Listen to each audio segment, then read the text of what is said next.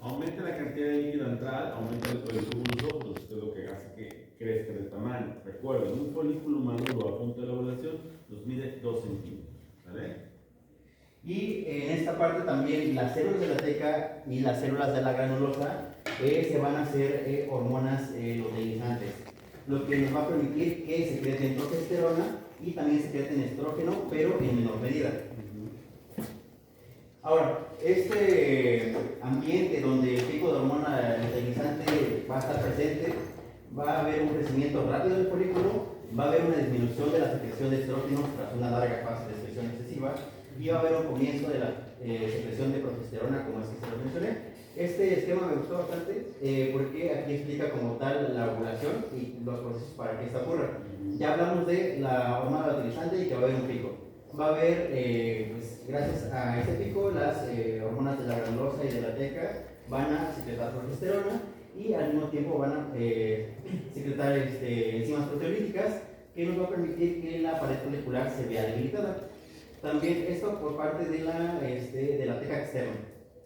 Y ya por otra parte vamos a tener una epidemia folicular y una secreción de prostaglandinas. La epidemia folicular va a permitir que en el folículo se creen más, por así decirlo, vasos sanguíneos que nos permitan una rápida perfusión para que haya, pues esto, la transudación del plasma al folículo.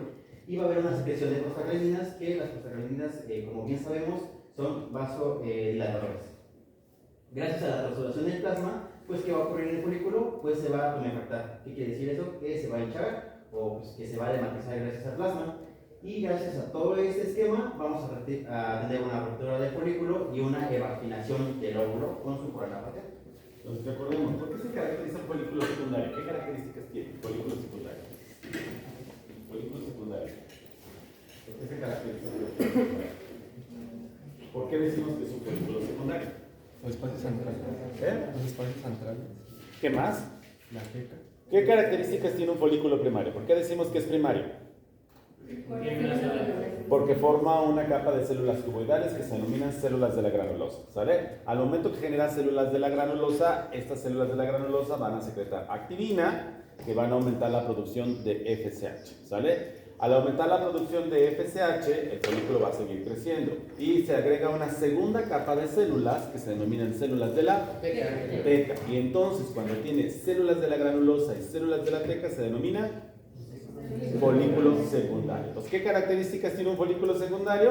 Que presenta células de la granulosa y células de la teca, ¿sale? ¿Por qué se va a caracterizar este folículo? Porque vamos a empezar a tener mayor cantidad de líquido dentro del folículo. Acuérdense, la primera capa de células de la granulosa genera sobre el ovocito una capa de células que se denomina zona pelúcida, ¿sale? Que ahí va a ser muy importante porque tenemos a los receptores ZP3 que se van a encargar de la reacción acrosomal, ¿vale? Cuando sea el proceso de fecundación. Cuando llegan las células de la teca, el ovocito se va a rodear de otra capa de células que se llama corona radiada, ¿sale? Porque eso es muy importante para el proceso de fecundación, lo vamos a ver en obstetricia, ¿sale? Entonces, cuando crece y tiene una segunda capa de células, tiene mayor cantidad de líquido, se denomina un folículo secundario, ¿sale? Va a presentar las células de la teca se van a encargar de meter estrés de colesterol y empezar a producir aromatasa. ¿Para qué? Para que las células de la granulosa empiecen a producir estrógenos, ¿sale? Entonces, este crecimiento del folículo va a estar haciendo que aumenten los niveles de estrógenos, ¿sale? Aumenten los niveles de activina y por lo tanto aumenten los niveles de FSH. Como este folículo sigue creciendo, va a llegar a un punto en que empieza a madurarse, ¿sale? Esa maduración que va a generar que el ovocito con sus diferentes capas, la zona pelúcida, la corona radiada, se llene de mayor cantidad de líquido en su interior, polarizando a ese ovocito, lo manda a la orilla, lo más extremo, a la pared más delgada, ¿sale? Entonces, cuando llegamos a este punto donde hay un incremento mayor y los niveles de estrógeno alcanzan un pico máximo por la producción de las células de la granulosa, es donde las células de la teca empiezan a producir inhibina, ¿sale? Cuando tú tienes un tope de estrógenos, inhibina es la que entra al rescate, ¿sale? Entonces, inhibina, ¿qué es lo que hace? Bloquea en un eje de retroalimentación que corto o largo a hipófisis.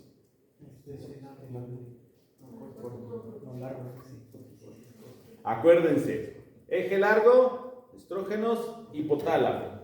Eje corto, a hipófisis, ultracorto, hipófisis hipotálamo, ¿sale? Entonces, a través de un eje de retroalimentación, ¿qué? ¿Positiva o negativa? Negativa, porque ahora va a regular. Entonces, por lo tanto, al hacer inhibina, lo que va a hacer es reducir la producción de FSH.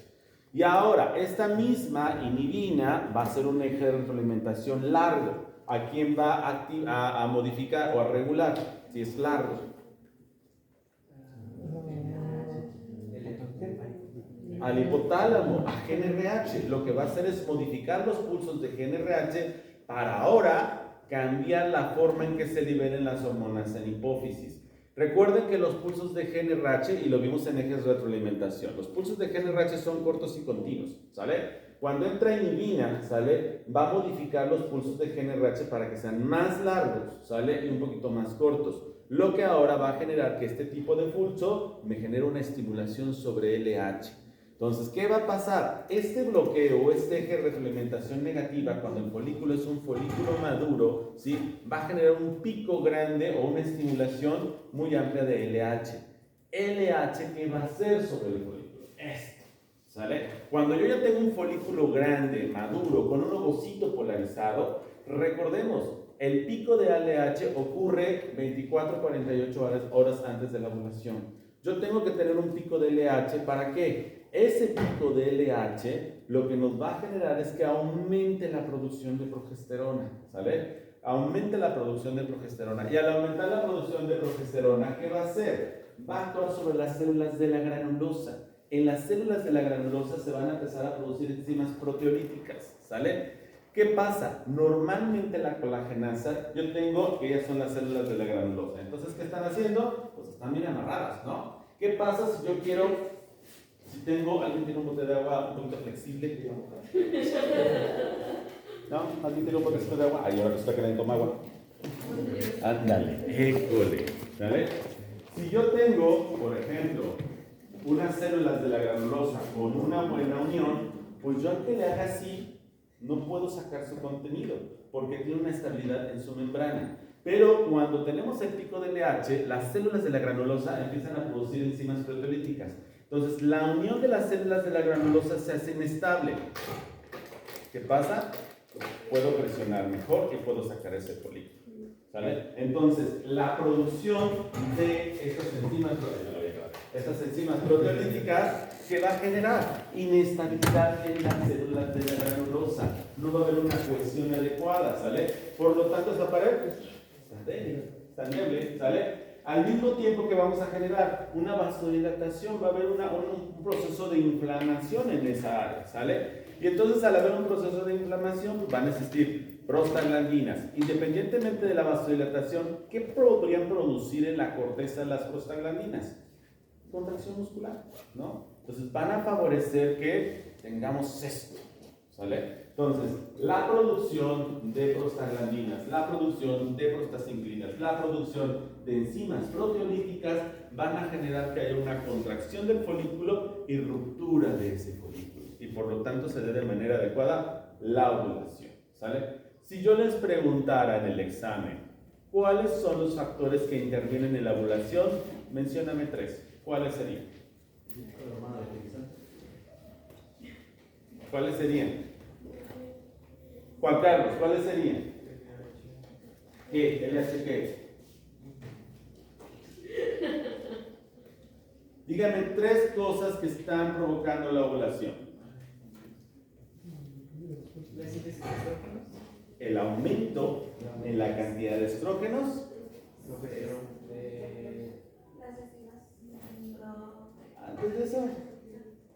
Cambios en los pulsos de GnRH. ¿Eh? Cambios en los pulsos de GnRH. Por lo tanto, ¿te va a hacer? Pico de LH. Exacto. ¿Sale? Entonces, el aumento de estrógenos, producción de inhibina, disminución de FSH y producción de LH. ¿Cómo puedo bloquear la ovulación en una paciente? Manteniendo los pulsos regulares de GnRH.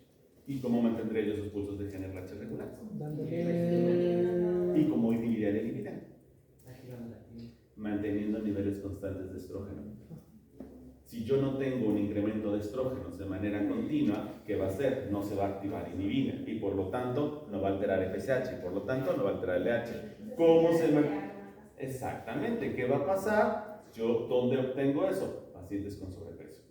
Pacientes que tienen constantemente mayor cantidad de sus grasos, ¿qué van a hacer? Meten mayor cantidad de esteroides de colesterol. Y entonces, en lugar de hacer picos continuos, me hacen picos sostenidos de estrógeno. Entonces, esos picos sostenidos de estrógeno, ¿qué hacen? Crecen el folículo, crecen el folículo, crecen el folículo, pero no lo maduran. Crecen el folículo, crecen el folículo y no lo maduran. Crecen el folículo, crecen el folículo y no lo maduran. Clínicamente, esa paciente, ¿cómo llegaría con nosotros?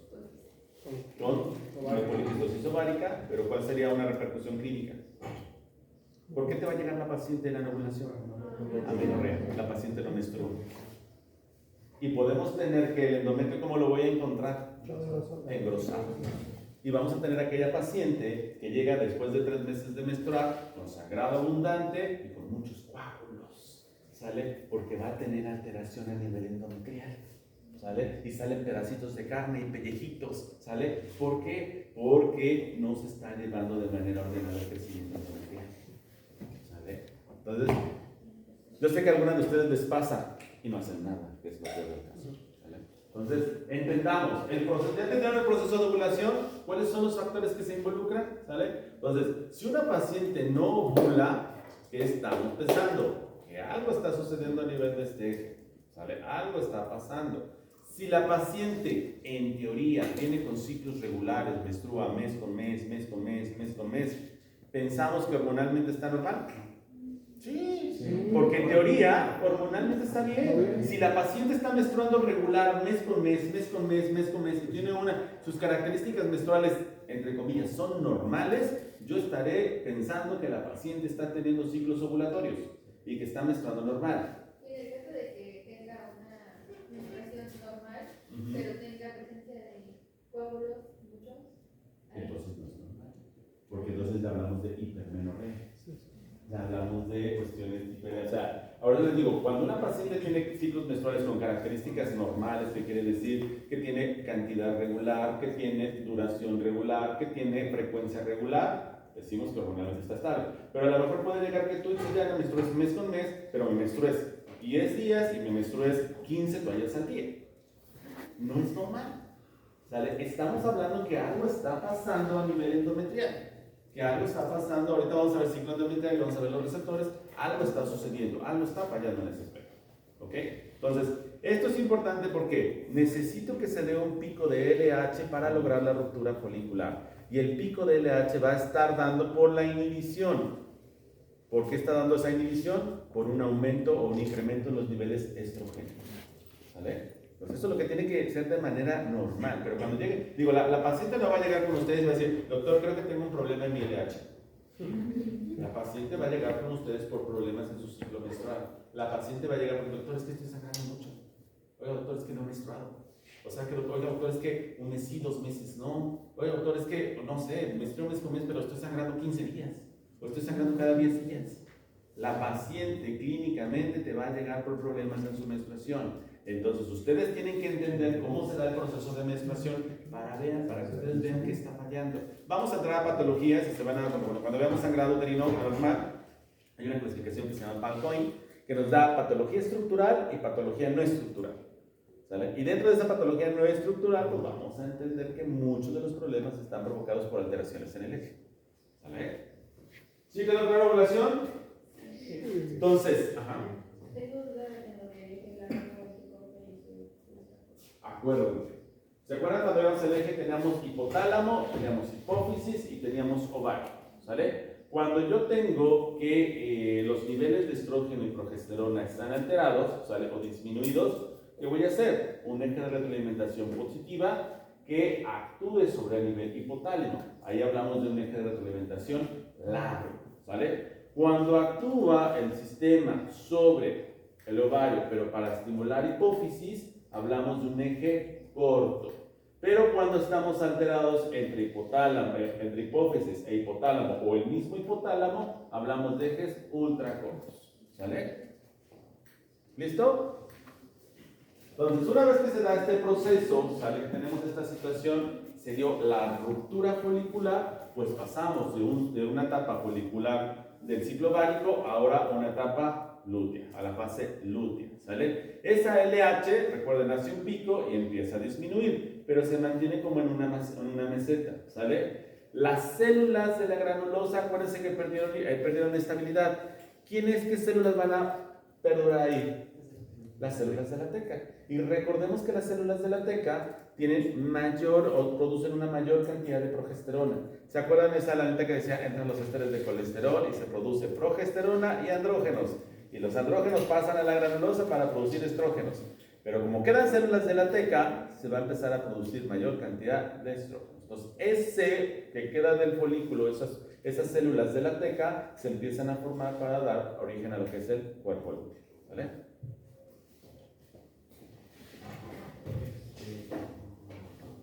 Bueno, en el folículo, en la fase de proliferación, también se tienen que formar ciertos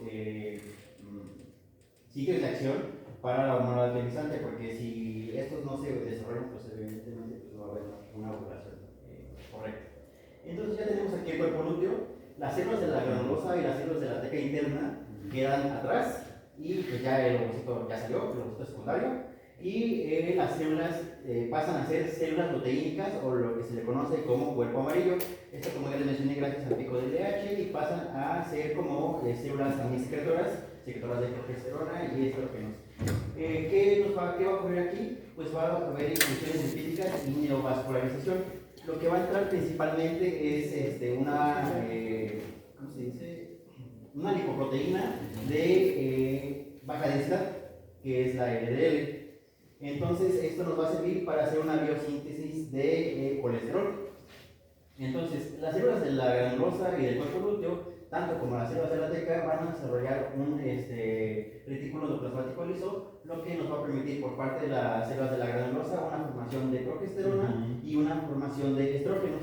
De igual manera, las células de la teca van a desarrollar este retículo y van a formar androstenediona y testosterona. Y gracias a la enzima aromatasa van a transformarse en estrógenos. Y bueno, ya para finalizar, la evolución del cuerpo lúteo. En esta parte, como ya les mencioné, gracias a la enzima aromatasa va a haber una mayor producción de estrógenos y también va a haber progesterona, pero en menor medida, y de igual manera van a secretar inhibina. Va a haber un efecto de retroalimentación sobre la adenoprófisis, entonces sería largo. Y van a mantener estos niveles elevados de estrógeno, nos van a mantener bajos los niveles de FSH y LH, lo que nos va a permitir que haya una degeneración del cuerpo lúteo. Pero este cuerpo lúteo, ¿qué nos producía? Pues nos producía estrógenos, progesterona y inhibina. Entonces, pues si se va degradando uno, va disminuyendo otro. Entonces, para esta parte, si ya se ven disminuidos los niveles de estrógeno gracias a la degradación del cuerpo lúteo, entonces va a aumentar otra vez los niveles de FSH y LH, bueno, principalmente de FSH para volver a producir la fase de proliferación o la fase folicular. ¿Sí? Entonces, ¿qué vamos a tener? ¿Sale? Recuerden, el cuerpo lúteo se vuelve un cuerpo lúteo funcional, ¿sale? Empezamos a tener mayor cantidad de progesterona. ¿Con qué fase del ciclo endometrial estaría reflejada la fase lútea? Ovario. Con la fase secretora, ¿sale? Vamos a tener que la fase secretora comienza posterior a la ovulación. Y en este proceso, nosotros vamos a tener que los niveles de progesterona aumentan.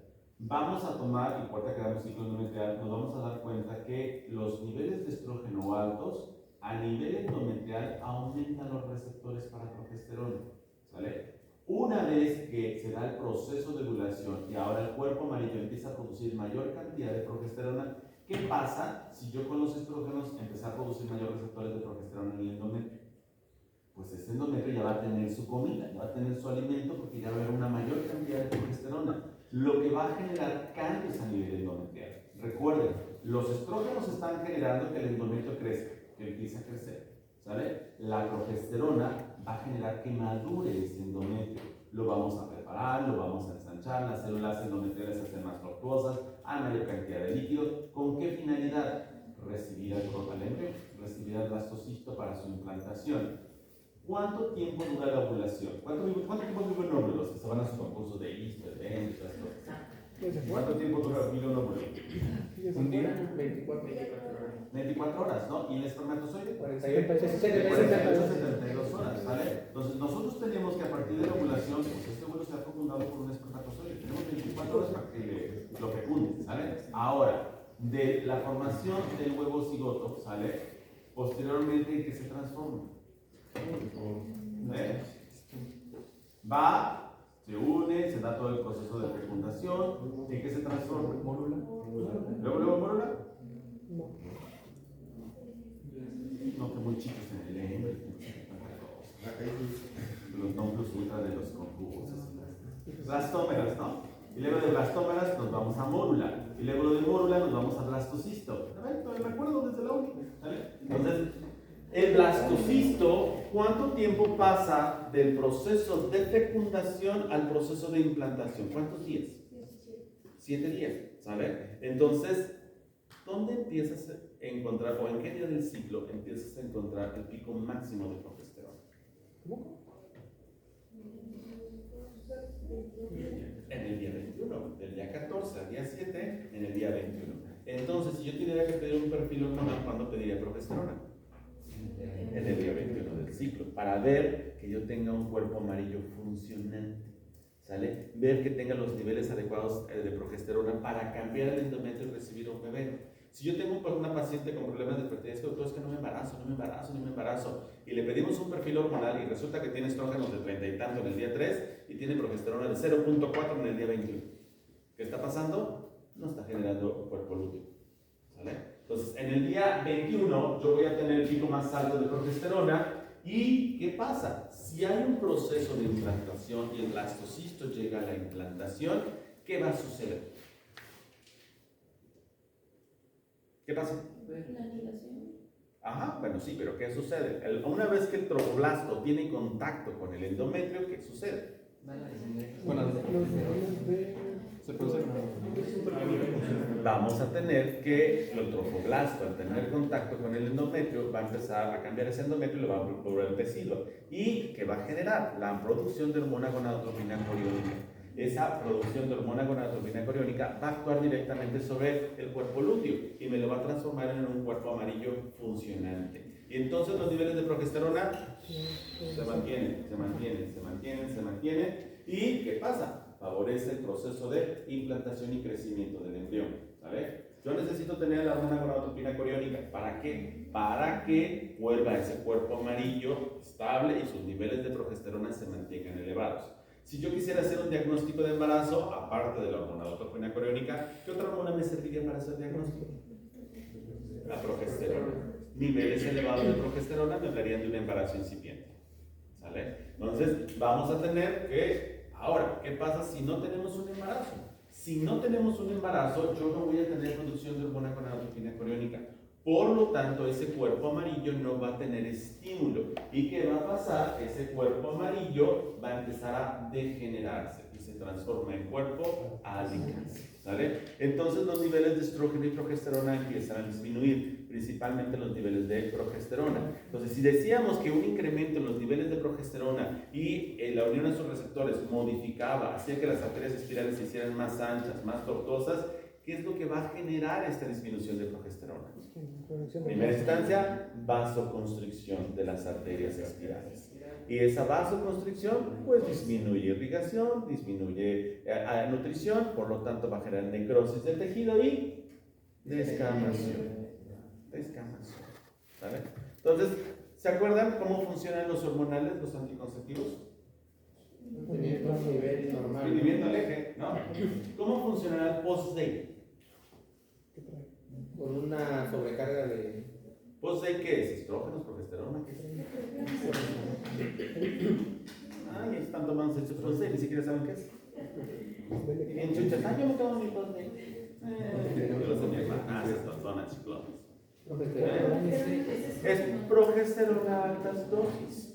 ¿Sale? Progesterona de altas dosis. ¿Sale? Entonces, si yo tengo relaciones sexuales cercanas a mi ovulación y meto un pico de progesterona antes de la ovulación, ¿qué está pasando en mi ciclo ovárico? Pero está alterando. ¿Eh? ¿Pero qué haces? ¿Qué comes comida? ¿Qué está pasando? Yo tengo, ya ustedes ya están analizando el proceso de ovulación, cómo se dio, ¿vale? Tuve relaciones sexuales y me tomo una post-day. Y la post-day es una dosis alta de progesterona, ¿sale? Entonces, si yo tengo o tomo ese post-day antes de mi ovulación, ¿qué voy a provocar?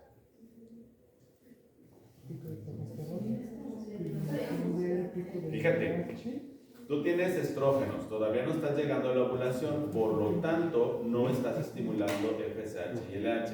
¿Qué haces si les metes un pico de progesterona? Antes. Se bloquean. Se va a inhibir y entonces, por lo tanto, se va a retrasar la ovulación, ¿no? ¿Qué vamos a hacer? Yo voy a meter un pico de progesterona, por lo tanto, no voy a estimular la inhibina, por lo tanto, no voy a estimular a FSH o no voy a atrasar a LH y no voy a cambiar los pulsos, ¿sale? Y entonces, ¿qué va a pasar? Mi ovulación se retrasa, ¿sale? Se retrasa.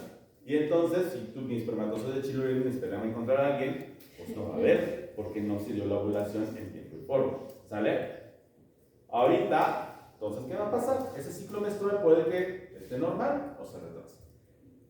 ¿Qué pasa si después de haber tenido la ovulación yo meto un pico de progesterona? Entonces, ¿qué estoy haciendo? Estoy haciendo este pico de progesterona antes de tiempo, ¿sale? Lo estoy adelantando el día 7 de implantación. Y entonces, ¿qué estoy haciendo? Al quitar la pastilla, porque pongo un pico alto, hago un descenso. Y entonces, de manera fisiológica, vuelvo ese cuerpo amarillo en un cuerpo albicans. Y entonces, ¿qué genero? Una descamación antes de tiempo del endometrio, impidiendo la implantación. Pero ¿qué pasa con la tonta chiclona que tiene su ovulación, se toma su post-day, ¿sale? Y después dice, ay doctor, es que volví a tener relaciones sexuales a los 7 días y me volví a tomar otra post-day. Vuelven ese cuerpo amarillo en un cuerpo amarillo funcionante, porque le estás dando un pico de progesterona y le metes otro pico de progesterona, y entonces mantienes la progesterona alta. ¿Y qué estás haciendo? Un endometrio receptivo para un bebé. Ay, me embaracé, doctor, ¿y por qué si tomé después de eso? Pues porque hiciste cambios endometriales adecuados para una implantación. Por eso el post-day no se debe otorgar, no se debe dar de manera consecutiva, porque lo que vas a hacer es alterar el ciclo, ¿sale? Si estamos metiendo a cada rato picos de progesterona, picos de progesterona, picos de progesterona, vamos a alterar el eje. Vamos a alterar el eje constantemente, ¿sale? Ahora ya entienden por qué se debe utilizar una cada 6 meses, ¿vale? Doc, ¿y qué pasa con las personas que tienen, o sea, tienen algún método anticonceptivo y de todas maneras, pues no sé, o sea, así dicen, ¿no? Que para prevenir se toman la pastilla. Es lo mismo, ¿no? O sea, Te va a pasar. niveles. Acuérdate, si tú tienes anticonceptivos, si lo estás usando bien y todo está en orden, tú estás bloqueando el eje, ¿sale? Si metes la post-day, tú ya tienes el eje bloqueado. Lo único que vas a hacer es generar alteraciones en la menstruación. A lo mejor vas a hacer que empiece a sangrar y sangrar y sangrar y sangrar todo el tiempo, porque lo poquito que estaba creciendo del endometrio por el hormonal, con el pico de progesterona lo estás madurando y lo estás desprendiendo. Entonces vas a alterar el ciclo menstrual. No se va a embarazar si estás tomando el hormonal de manera adecuada, porque ya hay un bloqueo de la ovulación. Lo que vas a generar es trastornos en la menstruación. Va a ser un hecho, ¿sale? ¿Sí va quedando claro? Sí. Ya ven por qué es importante entender la fisiología del ciclo endometrial, del ciclo ovárico, porque vamos a comprender cómo lo estamos alterando con un anticonceptivo, cómo lo estamos alterando. ¿Qué pasa si llega con una paciente que ustedes la revisan? Doctor, es que no he parado de sangrar, tengo 15 días sangrando. Y ustedes la revisan y tienen un endometrio engrosado. ¿Con qué la curan?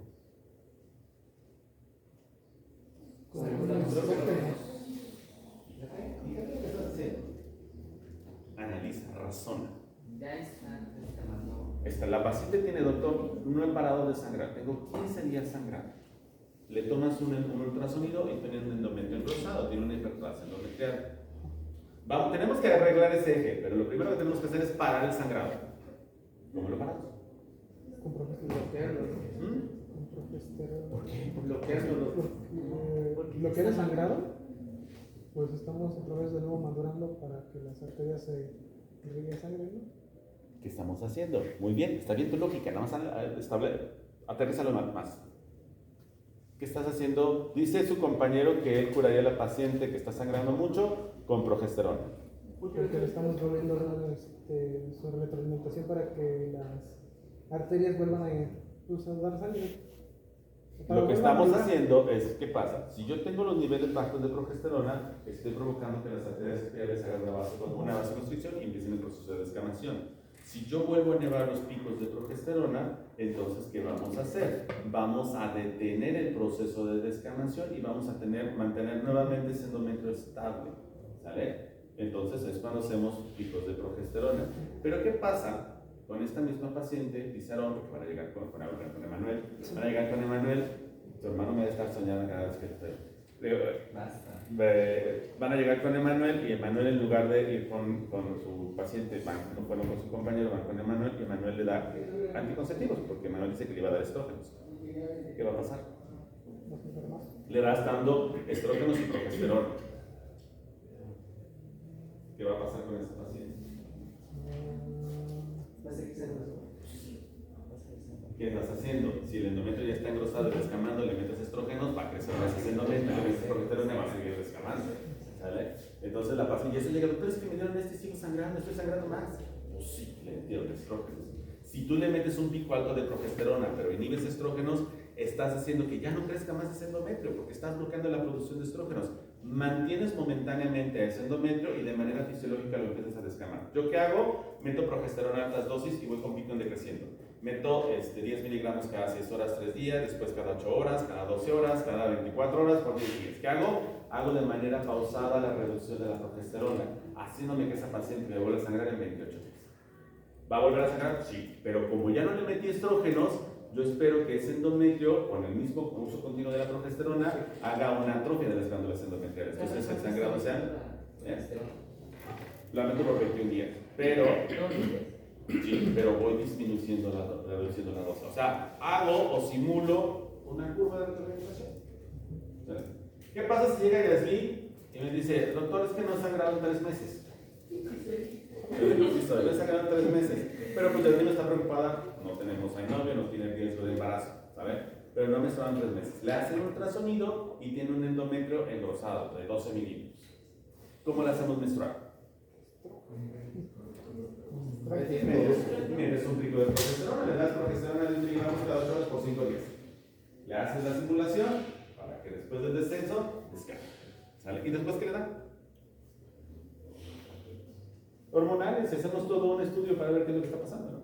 Pero momentáneamente hacemos que menstrue. ¿Sí va quedando claro? No, yo sé que no, tiene muchas dudas. Entonces, tanto para descamar como para que vea descamación, tiene que ver progesterona. Pero entienden, no lo aprendan como receta de cocina, comprendan la fisiología, ¿sale? Comprende tu ciclo ovárico y tu ciclo endometrial, ¿sale? Fíjate, si tú tienes que, en el ciclo folicular, ¿sale? En la parte folicular, los niveles aumentados de estrógeno van a actuar directamente sobre el endometrio y lo van a hacer crecer, ¿sale? Llegamos a la ovulación, ese endometrio está crecido. Los niveles de progesterona o la progesterona como tal van a generar que ese endometrio aumente en espesor, aumente en grosor, se prepare para recibir un bebé y se mantenga firme y rico para recibir un bebé. Si no hay un bebé, los niveles de progesterona a nivel folicular disminuyen, ¿sale? Porque el cuerpo amarillo empieza a degenerarse, se transforma en un cuerpo albicans. La reducción de progesterona va a generar que esa progesterona continua que esté haciéndolo gordito, pues ¿qué va a hacer su disminución? Que ya no tenga los nutrientes, que le cerremos la llave a las arterias espirales y por ende pues provoque la descamación, ¿sale? Entonces no es que para descamar y para crecer tomo progesterona, no, tienes que comprender que si yo tengo, por ejemplo, una paciente que está sangrando mucho y tú la revisas y tienes un endometrio engrosado, pues ¿qué tienes que hacer? Darle estabilidad a ese endometrio para parar el sangrado. O sea, es con la finalidad de parar el sangrado, hacer que la paciente no sangre más. Y entonces, ¿qué hacemos? Pues metemos progesterona a altas dosis, ¿vale? Pero tienes que tener cuidado porque si tú le das a la paciente progesterona por 3 días, vas a detener el sangrado 3 días. Pero ¿qué va a pasar si le quitas la progesterona al 4.º día? Va a volver a sangrar y va a volver a sangrar un montón. Entonces, ¿qué tienes que hacer? Hacer una curva más larga, ¿sale? Para darle tiempo a esa paciente que se recupere, que no sangre hasta el siguiente mes. Por eso es que damos la progesterona así. Alta en 3 días, vamos bajando 3 días, vamos bajando 3 días, vamos bajando 3 días, hasta que ¿sale? ¿Qué otra cosa agregamos? Si sabemos que las prostaglandinas están aumentando este proceso de degradación, pues doy AINES. Meto progesterona más AINES, metemos ibuprofeno y cortamos el plan.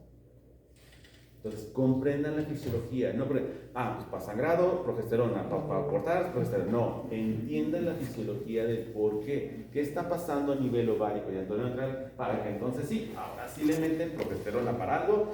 ¿Qué pasa? Llega Yasmín y la revisamos. Doctor, es que no me son 3 meses. Y le revisas y tienes un endometrio de 1 milímetro. Le das progesterona para descamar, porque así te lo estabas aprendiendo. Entonces, para descamar progesterona y le damos para que me sube progesterona. No. ¿Qué está pasando en Yasmín? No. Déjenlo. ¿Qué está pasando en Yasmín? Este, Silencio, déjenlo pensar. como que hay un aumento en la parte hormonal. Fíjate, su endometrio mide 1 milímetro y tiene 3 meses que no ha menstruado. Qué chiquito. ¿Le doy progesterona para que menstrue? ¿Qué le darías para que menstrue? Olvídense del trasfondo. Vamos a hacer la menstruada porque la Yasmín les estresa que no se menstrua. ¿Qué está fallando y qué le otorgarías tú para que empezáramos? Analicen su eje. Dentro de su cabecita ustedes piensen qué harían. ¿Sale? Cada uno piense, hagan una autoevaluación, analicen su eje y entonces díganme qué está. Vamos de primera instancia, ¿qué está fallando? ¿NRH? El crecimiento del endometrio. ¿Quién nos da el crecimiento del endometrio? Los estrógenos. ¿Quién produce estrógenos? Las células de la granulosa. ¿Y cómo se producen estrógenos? Por el crecimiento folicular, ¿no? Folicular, ¿vale? Y entonces, ¿quién hace que crezca el folículo? La aromatasa hace que crezca el folículo. FSH y FH. Entonces, si no hay crecimiento endometrial, ¿crees que haya crecimiento folicular? No. Entonces, ¿quién tiene el problema? FSH. Tengo que buscar el trasfondo. Pero Yasmín quiere menstruar porque su mamá la está pensando que anda de loca. Entonces, ¿qué le darías para que menstruara?